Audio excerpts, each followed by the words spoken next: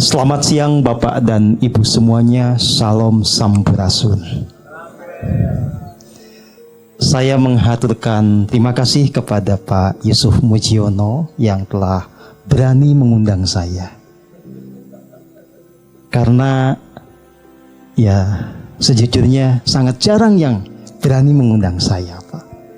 Baik Bapak dan Ibu semuanya, di kesempatan kali ini saya ingin mengetuk kesadaran Bapak dan Ibu semuanya untuk bersama-sama betul-betul mencintai bangsa ini, mencintai negeri ini, hidup dengan kesadaran kebangsaan yang kuat dan kokoh. Bapak dan Ibu semua yang saya kasihi, tepat di tanggal ini, 20 Mei 1908, kesadaran kebangsaan kita dibangkitkan. Bagaimana kita diajak untuk menyadari sebagai sebuah kesatuan, melampaui perbedaan etnis, perbedaan bangsa. Bapak dan Ibu semua, pertanyaannya adalah apa yang hendak kita lakukan dan wujudkan di masa depan? Apakah kita akan memelihara legasi dari masa lalu atau kita akan merusaknya? Bapak dan Ibu semua, sesungguhnya sebagai sebuah bangsa, kita bukan bangsa yang baru muncul. Tahun 1908, 1928 kita cuma diingatkan kembali bahwa kita pernah menjadi sebuah bangsa sejak masa yang sangat silam. Kita mengenalnya sebagai bangsa Nusantara. Di masa yang lebih kuno kita dikenal sebagai bangsa Dwipantara dan seterusnya. Kita punya legasi agung dari masa lalu. Itulah yang hendak kita bangkitkan kembali di masa kini untuk mewujudkan masa depan yang lebih gemilang. Bapak dan Ibu semua, ada sedikit materi yang bisa saya sampaikan. Silahkan. Ini lewat saja, tidak usah dibacakan profilnya. Baik, saya mengajak Bapak dan Ibu semua untuk merenungkan beberapa hal yang seringkali telah menjadi informasi di kepala kita. Pertanyaan pertama, kalau memang bangsa kita ini bangsa yang sudah kuno, apakah benar yang dinyatakan di sejarah modern bahwa bangsa kita ini animis dan dinamis? Bahwa bangsa kita ini tidak mengenal kesadaran ketuhanan, tetapi bersandar pada kekuatan-kekuatan benda, kita menyembah roh nenek moyang, ya? Jawabannya sebetulnya tidak sama sekali. Ya. Pertanyaan kedua, apakah bangsa Nusantara benar pernah mengalami kejayaan di masa silam sehingga kita perlu belajar bagaimana kejayaan itu bisa diwujudkan? Jawabannya adalah iya. Mari kita selami dari bukti-bukti yang ada. Ya. Bapak dan Ibu semua, supaya kita bisa betul-betul mengenal tentang masa lalu kita, mengenal apa yang menjadi dasar kebanggaan kita sebagai sebuah bangsa, kita perlu mulai dari merekonstruksi sejarah supaya menemukan sejarah yang otentik. Karena bagaimanapun sebuah bangsa bisa dihancurkan, caranya adalah dengan mengaburkan sejarahnya. Ya, lanjut. Bapak dan Ibu yang saya kasihi, kita akan sama-sama melihat foto-foto yang menggambarkan jejak keagungan Nusantara kuno. Ini adalah Candi Sukuh di Karanganyar di kaki Gunung Lawu. Ya. Pertanyaannya adalah, bangsa yang bisa membangun candi ini, itu bangsa yang primitif atau bangsa yang sebetulnya punya kebudayaan luhur? Ya. Tidak logis kalau kita katakan bahwa bangsa kita bangsa yang primitif. Lanjut. Kita punya candi-candi lain yang juga sangat indah. Ada Candi Gedong Songo, ada Candi Dieng, Candi Prambanan, Candi Borobudur. Semua itu sebetulnya menggambarkan bahwa kita punya keagungan di masa lalu. Lanjut. Saya pernah menyaksikan dengan mata kepala sendiri artefak-artefak dari masa lalu. Patung-patung dari emas yang sangat detail. Pertanyaannya, bagaimana bangsa kita di masa lalu bisa membuat hal seperti itu? Ya, apakah bangsa yang primitif yang bisa membuat seperti itu? Lanjut. Ya. Kalau kita pelajari lebih lanjut, kita juga punya yang disebut sebagai Jung Java. Kapal-kapal yang dulu membuat bangsa kita dikenal sebagai bangsa pelaut yang tangguh, yang bisa mengarungi berbagai samudera. Di berbagai era, Majapahit, Sriwijaya, Kahuripan, Singosari, dan seterusnya. Lanjut. Ya. Kita belok ke Sriwijaya. Jejak-jejak yang ada menggambarkan bahwa kita punya peradaban yang luhur di masa silam. Lanjut. Lebih detail, kita melihat bagaimana artefak kebudayaan kita. Kita punya keris yang sangat indah dengan satu teknik metalurgi yang membuat besi atau logam itu bisa bersatu padu dengan meteor yang sangat keras. Tanpa teknologi tentu ini tidak bisa dibuat. Kita punya wastra yang sangat indah di berbagai daerah. Ya, kita punya seni budaya yang luhur, tari-tarian, wayang, dan seterusnya. Kita punya pawukon. Ya, lanjut. Nah, pertanyaannya adalah, apa yang membuat bangsa kita di masa lalu itu punya peradaban yang luhur dan bisa betul-betul mewujudkan kejayaannya?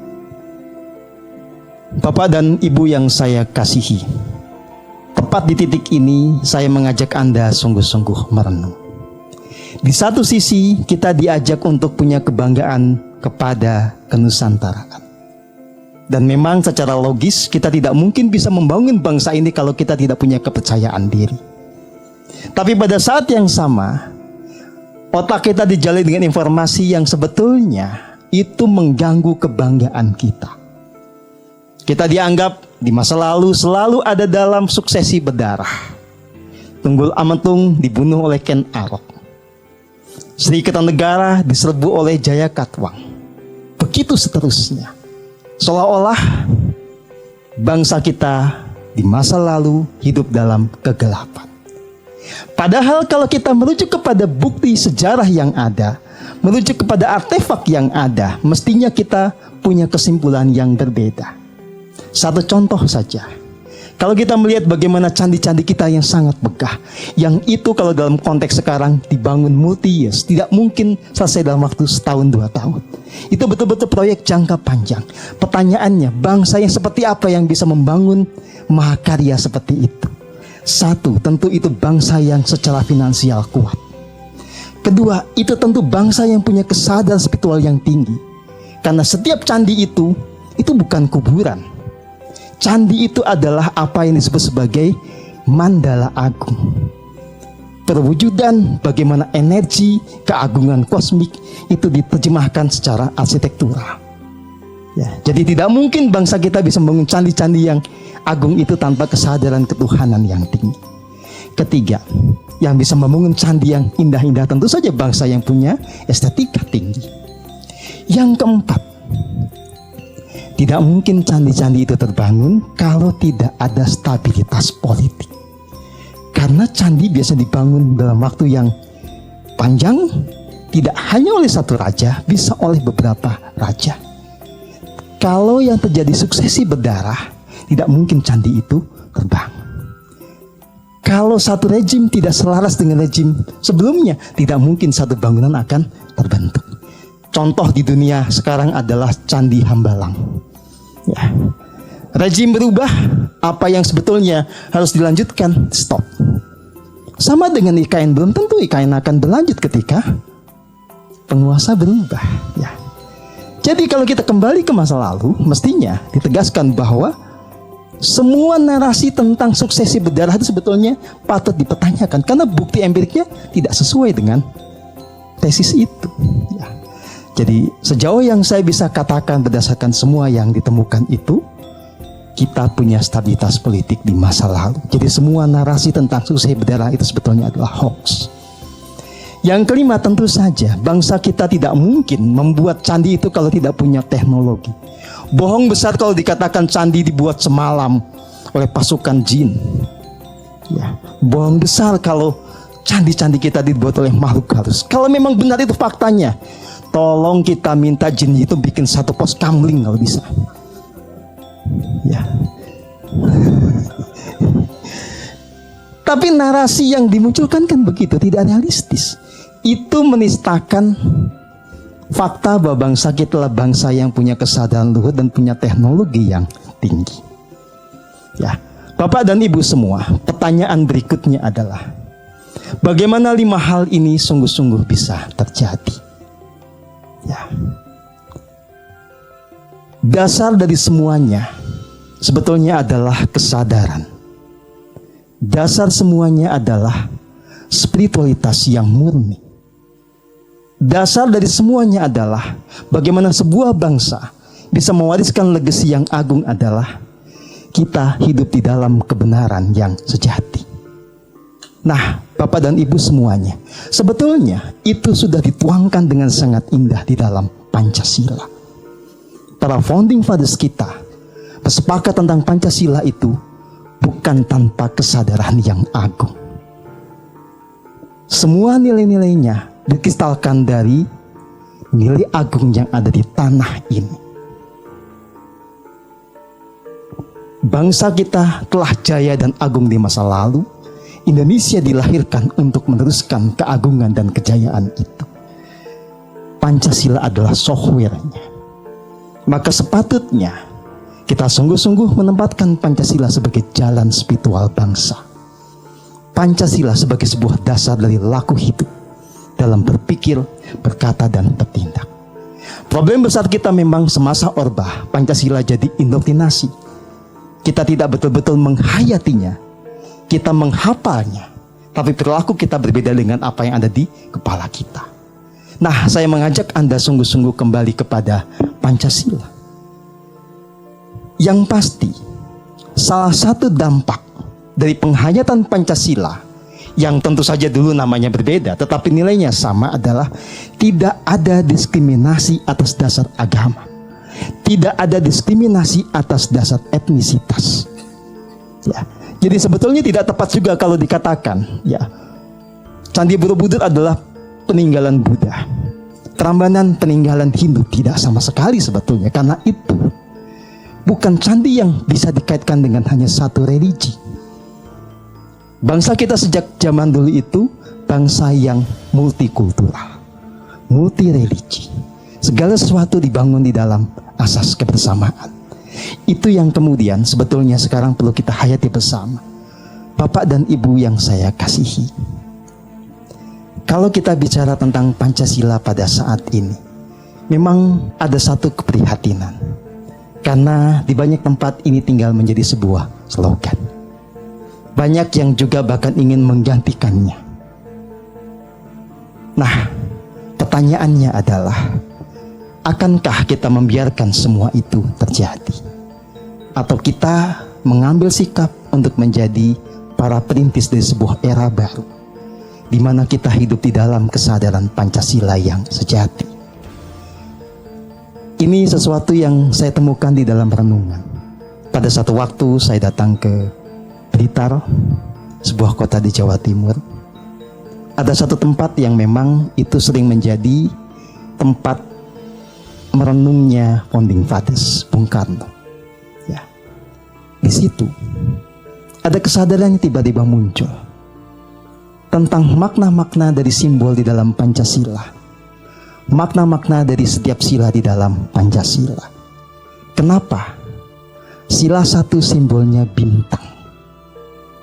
Karena sesungguhnya hendak ditegaskan, semestinya kita semua punya kompas kehidupan, punya penunjuk arah dalam kehidupan. Apa itu? Kesadaran akan ketuhanan yang Maha Esa. Kesadaran bahwa kita bersumber dari satu realitas yang sama. Tidak peduli etnis Anda apa, tidak peduli agama Anda apa, kita bersumber dari satu sumber yang sama. Kita menghirup udara yang sama, kita berpijak di tanah yang sama, kita meminum air yang sama. Maka yang diperlukan adalah penghayatan akan keberadaan Tuhan yang nyata. Tuhan yang kita bisa rasakan kasih-Nya di setiap tarikan dan hembusan nafas kita. Lebih jauh daripada itu, kalau kita betul-betul mau menghayati sila satu ini, maka pertama, hiduplah di dalam kasih. Hiduplah dengan kekuatan kasih yang ada di dalam setiap nafas kita. Yang kedua, Kalau kita betul-betul mau berkompas kepada kebenaran sejati, temukan yang ilahi itu di relung hati kita. Temukan yang ilahi di tahta suci di dalam diri kita. Di ujung tarikan nafas kita, itu ajaran Pancasila. Nanti itulah yang mestinya kemudian terimplementasikan dalam kehidupan berbangsa bernegara. Ketika disebutkan di sila keempat, kerakyatan yang dipimpin oleh hikmat kebijaksanaan. Pemimpin, pemerintah sesungguhnya harus mengutamakan rakyat dan mengambil keputusan dengan hikmat kebijaksanaan. Apakah itu? Sesungguhnya itulah yang disebut sebagai tuntunan Tuhan di relung hati. Itulah tuntunan dari Roh Kudus yang sejati. Itulah tuntunan dari, dalam bahasa lain disebut sebagai Sang Dewa Ruci, Sang Yang Atman, Muhammad atau apapun. Itu titik temu yang paling esensial dari semua yang beragama sebetulnya. Setiap pengambilan keputusan didasari kehening, merasakan betul apa yang menjadi titah Tuhan untuk memuliakan rakyat. Bapak dan Ibu semuanya, kembali kepada Pancasila sila 1 yang nanti implementasinya adalah sila 2. Kalau kita sudah hidup di dalam kasih, tentu saja kita akan memuliakan kemanusiaan. Kita tidak akan pernah punya ketegaan untuk mendiskriminasi orang atas dasar apapun, agama maupun etnis. Kasih membuat kita punya semangat universalitas. Beragama itu kan sebetulnya pilihan yang sesuai dengan tingkat perkembangan jiwa, tidak bisa dipaksakan. Maka mestinya negara melindungi manusia-manusia yang memang sedang mengembara untuk menemukan kebenaran. Tidak boleh ada pengunggulan satu pihak dan kemudian menistakan pihak yang lain. Karena semuanya sedang berjuang untuk menemukan kebenaran. Ya. Nah, Bapak dan Ibu yang saya kasihi, sila ketiga, persatuan Indonesia. Bagaimana kita bersatu sebagai sebuah bangsa, meskipun kita berbeda secara etnis, secara bahasa, secara religi. Kesatuan ini hanya terjadi kalau kita bisa meluruhkan ego kita. Kalau kita hidup di dalam kasih murni, kita tunduk kepada yang ilahi, yang betul-betul menggerakkan hidup kita. Maka Pancasila sebetulnya sangat indah dan sangat agung. Ya. Nah, kalau sila 1, 2, 3, 4 dijalankan, barulah keadilan sosial bagi seluruh rakyat Indonesia bisa terjadi. Keadilan dalam semua tataran kehidupan. Tetapi memang ada satu missing link. Kenapa Pancasila selama ini hanya menjadi hiasan verbal, hanya menjadi sebuah komoditas kampanye politik? Karena tradisi yang menghidupkan api Pancasila tidak kita jalankan. Tradisi itu dalam bahasa Indonesia disebut sebagai hening cipta. Dalam berbagai tradisi bisa disebut dengan banyak nama. Di Islam kita nyebutnya zikir. Di Kristen bisa disebut sebagai kontemplasi. Tradisi Hindu Bali menyebutnya sebagai dhyana. Apapun sebutannya, sebetulnya intinya sebuah laku yang membuat kita bisa menyadari keberadaan Tuhan yang nyata. Menyadari Tuhan dengan kasih-Nya yang nyata di setiap tarikan dan hembusan nafas kita. Yang membuat kita bisa mengerti tuntunan yang agung yang muncul dari relung hati atau dari kedalaman sanubari kita. Itu yang kita lupakan selama ini. Kita sibuk dengan yang lain, dengan yang kulit-kulit dan berantem yang kulit-kulit. Itu merupakan yang esensi. Padahal bangsa kita bangsa esensi. Bangsa kita bangsa spiritual. Dulu kita tidak pernah berantem gara-gara perbedaan agama. Maka mari saya mengajak Bapak dan Ibu semua untuk betul-betul kembali kepada Pancasila yang sejati. Terima kasih, saya Setio Hajat Dewantoro mengaturkan terima kasih kepada semuanya atas kesempatan ini. Bersama-sama kita membangun Indonesia yang penuh dengan keindahan dan kebahagiaan. Terima kasih.